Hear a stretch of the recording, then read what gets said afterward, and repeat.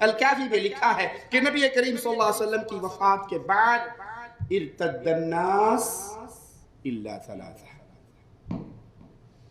جو ہی پیارے حبیب محمد کریم فداہ ابی و امی صلی اللہ علیہ وسلم فوت ہوئے، الکافی اعلان کر رہی ہے کہ محمد کریم کی وفات کے ساتھ ہی ارتد الناس، سارے کے سارے لوگ جو نبی پہ ایمان لائے تھے، جنہوں نے کلمہ پڑھا تھا، جو صحبت مصطفیٰ کا شرف پا چکے تھے، دوبارہ کافر ہو گئے سوائے 3 کے۔ امام باقر سے پوچھا گیا وہ 3 کون ہیں؟ تو انہوں نے کہا مقداد، ابو ذر، سلمان الفارسی، یہ 3 مسلمان بچے، باقی سارے کافر ہو گئے، کوئی مسلمان نہ بچا۔ انا للہ و انا الیہ راجعون۔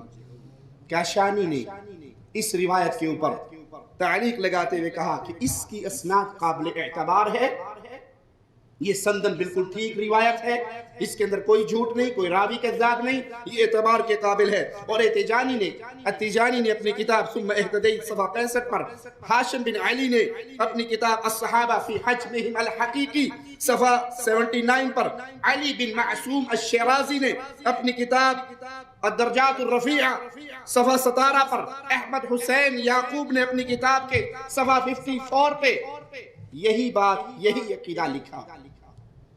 عقل مندو سوال ہے، جس کے دل میں ایمان کا کوئی ایک ذرہ باقی ہے، جس کے دل میں احترام مصطفیٰ کا کوئی ایک ذرہ باقی ہے، اس سارے کفر پہ ہماری زبان سے بڑا کچھ نکل سکتا ہے، ہم بہت کچھ کہہ سکتے ہیں۔ صحابہ کو کافر کہنے والوں، ہماری زبانیں تمہیں بہت کچھ کہہ سکتی ہیں، لیکن ہم آپ پر حجت تمام کر رہے ہیں۔ کوئی قیامت کے دن اللہ کے سامنے کھڑے ہو کر یہ نہ کہہ سکے کہ ہمیں کسی نے محبت سے بلایا نہیں تھا، ہمیں کسی نے پیار سے دعوت نہیں دی تھی، ہم تک کسی نے حقیقت کو پہنچایا نہیں تھا۔ اللہ کی قسم، تمہارے بزرگوں کی کتابوں میں صحابہ کی توہین کے یہ سارے جملے اپنی غیرت ایمانی پہ پتھر کی چٹان رکھ کے برداشت کرتے ہوئے صرف حجت تمام کرنے کے لیے آپ کو پھر بھی ایک دفعہ پھر ادب سے محبت سے پکارتے ہیں کہ اگر آپ کے دل میں غیرت ایمانی ہے، اللہ کی محبت ہے، قرآن کی محبت ہے، احترام رسول صلی اللہ علیہ وسلم ہے، تو میرے سوال کا جواب دیجئے، جن صحابہ نے کم و بیش اپنے وقت کے اعتبار سے 23 سال صحبت مصطفیٰ میں گزارے، یہ سوال کرنے سے پہلے ایک مثال دیتا ہوں، بات دل میں اتر جائے۔ ایک استاد 23 سال اپنے شاگردوں کو پڑھائے، کوئی شاگرد 20 سال پڑھ کے گیا، کوئی 15 سال پڑھ کے گیا، کوئی 23 سال تک پڑھتا رہا۔ امتحان کا وقت آیا، شاگردوں کی تعداد 1,24,000 کم و بیش ہو گئی۔ امتحان جب لیا گیا سارے فیل ہو گئے، صرف 3 پاس ہوئے۔ یہ استاد ناکام ہے یا کامیاب؟ اگر عقل سلامت ہے، اگر دنیا کا شعور تمہیں راہ حق پر چلنے سے روک نہیں رہا بلکہ تمہاری مدد کر رہا ہے، یہ اللہ نے بڑی پیاری چیز عقل یہاں پہ رکھی ہے۔ ایک استاد 23 سال اپنے شاگردوں کو پڑھاتا رہے، 1,24,000 شاگرد کم و بیش ہو جائے، اور جب امتحان کا وقت آئے تو سوائے 3 کے سارے فیل ہو جائے۔ شاگردوں کو تو چھوڑ دو، مجھے استاد کے بارے میں بتاؤ، یہ استاد پاس ہوا یا فیل، کامیاب ہوا یا ناکام؟ ہر عقل مند یہی کہے گا 23 سالہ محنت کے بعد اگر 3 بچے پاس ہو باقی بچے فیل ہو جائے، معنی یہ کہ استاد ہی ناکام رہا۔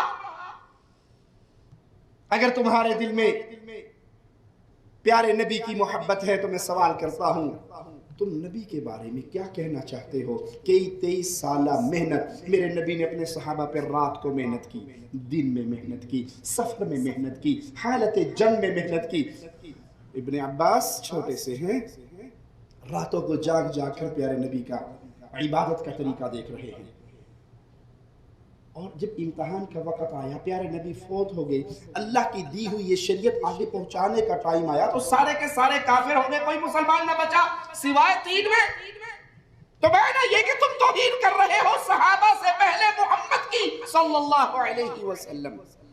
اور یہاں پر میں لفظ کافی کے نقل کر دوں، ارتد الناس، الناس، سارے لوگ مرتد ہو گئے۔ اس میں صحابہ بھی داخل ہو گئے اور اہل بیت بھی۔ ارتد الناس، لوگوں میں سے کوئی بھی نہیں بچا، تین بچے، تین میں نہ علی کا نام، نہ حسن کا، نہ حسین کا، نہ فاطمہ کا، نہ عباس کا۔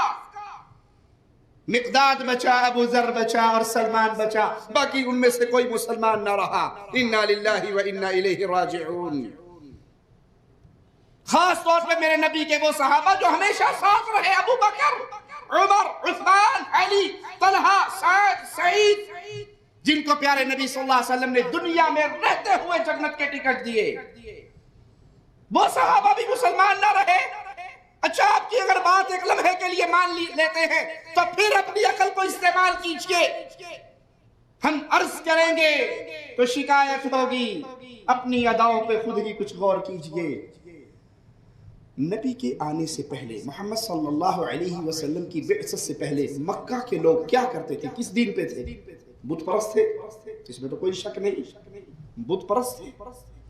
نبی صلی اللہ علیہ وسلم کی وفات کے ساتھ تم کہتے ہو مرتد ہو گئے، تو معنی یہ کہ جب مکہ فتح کیا تھا میرے رسول صلی اللہ علیہ وسلم نے، میرے پیارے حبیب نے، تو بتوں کو توڑ دیا تھا نا، لات و عزا کے بت توڑے تھے، بیت اللہ کو پاک کیا تھا۔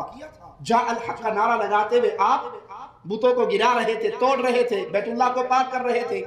جب صحابہ دوبارہ مرتد ہو گئے تو بیت اللہ میں پھر بت رکھ دینے چاہیے تھے نا۔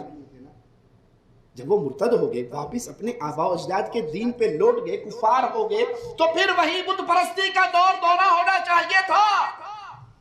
یہ کیسے مرتد ہوئے؟ یہ کیسے اسلام سے واپس لوٹے؟ یہ کیسے اپنے مذہب سے واپس لوٹے کہ اس کے بعد نبی صلی اللہ علیہ وسلم کی شریعت کو لے کے یہ نکلے؟ نہ روم کو چھوڑا، نہ ایران کو چھوڑا، بلوچستان تک سیدنا عثمان کے دور میں فوجیں پہنچی، پیارے نبی کے صحابہ کی اولاد نے بر صغیر کو فتح کیا۔ بت پرستی نہ مکے میں نظر آئی، نہ مدینے میں نظر آئی، وہ تو بتوں کو توڑنے والے بنے۔ اگر وہ مرتد ہو چکے تھے، کافر ہو چکے تھے، تو بت پرستی تو واپس آنی چاہیے تھی۔ ان سے پوچھا جائے کہ یہ صحابہ کی جماعت کیوں مرتد ہوئی، جواب میں کہتے ہیں کہ دنیا کے مال کی لالچ میں آ گئے۔ اور ہمارا اس سوال کا جواب دینے سے دنیا شیعت قاصر ہے۔ اگر صحابہ مال کے لالچ میں نبی کے دین سے مرتد ہوئے تھے، وہ مال دیا کس نے تھا؟ وہ مال آیا کہاں سے تھا؟ وہ مال وصول کس نے کیا تھا؟ وہ مال گیا کہاں پہ؟ یہاں تو کیفیت ہے کہ ابو بکر صدیق رضی اللہ عنہ وارضا خلافت کا بوجھ سنبھالتے ہی اپنے کپڑے کی تجارت کرنے کے لیے باہر نکلتے ہیں۔ صحابہ کی جماعت کہتی ہے، ابو بکر اے رسول کے خلیفہ، اگر آپ اس طرح کاروبار میں اپنا وقت گزارو گے تو خلافت کے کام کون انجام دے گا؟ کہا خلافت کا بوجھ اپنی جگہ پہ، لیکن پیٹ بھی پالنا ہے، اس کا کیا کروں؟